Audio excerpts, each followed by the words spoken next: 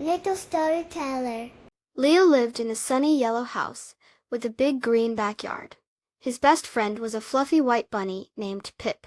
One sunny morning, Leo found a bottle of special blue soap. The label said, "Magic Bubble Mix."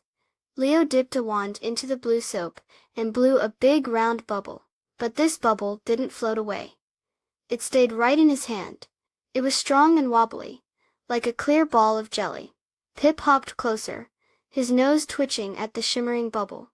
Leo blew more big bubbles and carefully stacked them on top of each other. Soon, he had a tall, sparkly bubble castle in his backyard. The sun made rainbow colors dance on its smooth walls. Pip hopped around the bubble castle, his fluffy tail bobbing. Next, Leo built a bubble fort.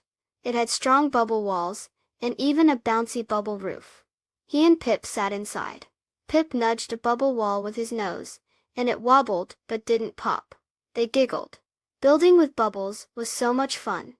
Suddenly, Leo saw his friend Lily walking by her garden, looking sad. Her watering can was broken, and her flowers looked droopy. Leo had an idea.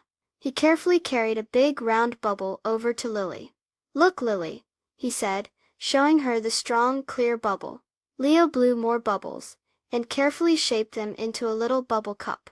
He filled it with water from Lily's hose. The water didn't break the bubble, and gently watered her thirsty flowers. Lily's face lit up with a big smile. "Thank you, Leo," she said. "Your bubble cup is amazing." Leo, Lily and Pip played together in the backyard. Leo built a long bubbly bridge, and Pip hopped across it. Lily used a small bubble as a magnifying glass to look at a ladybug crawling on a leaf. They all laughed and had a wonderful time. As the sun began to set, painting the sky in warm orange and pink colors, Leo's bubble creations started to gently fade. The bubble castle shimmered softly before disappearing. Leo felt a little sad, but Lily smiled at him. "It was so much fun while it lasted," she said. Pip nudged Leo's hand with his nose.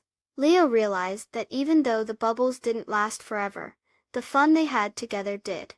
Sharing his special bubbles made everyone happy. He learned that sharing something fun can make the fun even bigger and create happy memories that last even longer than bubbles. Please subscribe. Thank you.